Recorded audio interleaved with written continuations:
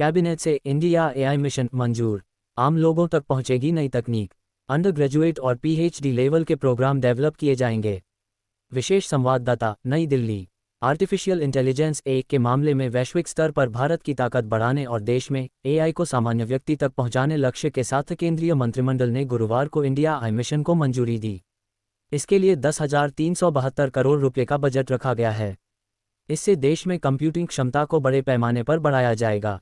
Commerce and industry minister Piyush Goyal ने बताया, higher and I ecosystem बनाने के लिए जिस स्तर की कंप्यूटिंग कैपेसिटी की जरूरत है, उसके लिए लगभग 10,000 graphics processing units GPU public private partnership के जरिए उपलब्ध कराए जाएंगे।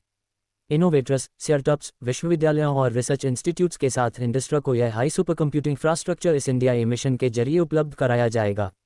इसके लिए एक आई मार्केटप्लेस भी डिजाइन किया जाएगा। इस मिशन के तहत स्किल डेवलपमेंट पर भी फोकस होगा। अंडर ग्रेजुएट और पीएचडी लेवल तक के प्रोग्राम डेवलप किए जाएंगे।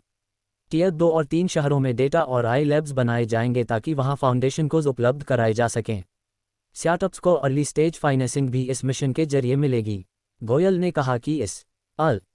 कहा, एट मार्केटप्लेस होगा। मिशन के तहत आई को जिम्मेदार तरीके से डेवलप करने और अपनाने पर जोर होगा। एक नेशनल डेटा मैनेजमेंट ऑफिस बनाया जाएगा जो सरकारी विभागों के साथ मिलकर ये देखेगा कि आई डेवलपमेंट के लिए नॉन पर्सनल डेटा किस तरह उपलब्ध कराया जा सकता है। गोयल ने बताया, पिछले साल दिसंबर में पीएम ने इस मिशन का विजन सामने रखा था।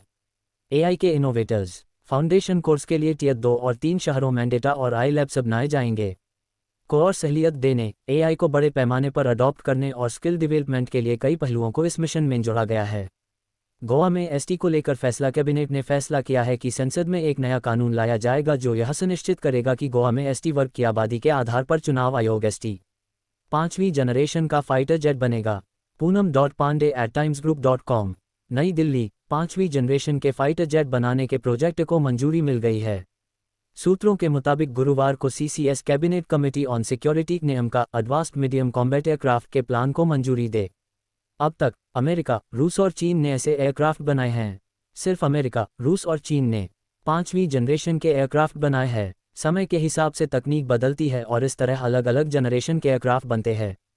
1970-80 के बाद जो फाइटर एयरक्राफ्ट बने उन्हें फोर्थ जनरेशन यानी चौथी पीढ़ी कहा गया।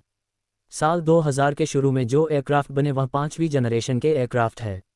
अगर चौथी पीढ़ी के एयरक्राफ्ट मैन कुछ नई तकनीक डाल उसे मॉडिफाई वर्ग को भी गोवा विधानसभा में आरक्षण का लाभ देने का काम करें। जनसंख्या को ध्यान में रखते हुए ये सुनिश्चित किया जाएगा कि कितनी सीटों को एसटी वर्ग के लिए आरक्षित करना आवश्यक है। कर सकते हैं तो यह 4.5 जनरेशन कहलाएगा। अभी वायुसेन 3 के पास 4th जनरेशन और 4.5 जनरेशन के एयरक्राफ्ट हैं। रक्षा मंत्रालय के तहत आने वाली एजेसी एरोनॉटिकल डेवलपमेंट एजेसी अदा एडवांस्ड मीडियम कॉम्बैट एयरक्राफ्ट अमका तैयार कर रही है।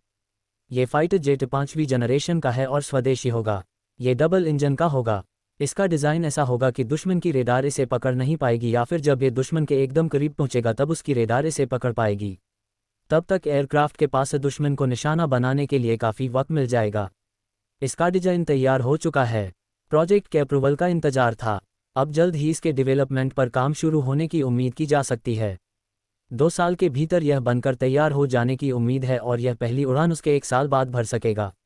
लिए कच्चे जूट का एमएसपी 285 रुपये बढ़ाकर 5.335 रुपये प्रति क्विंटल कर दिया है। इससे खासतौर पश्चिम बंगाल के किसानों को काफ़ी फायदा होगा।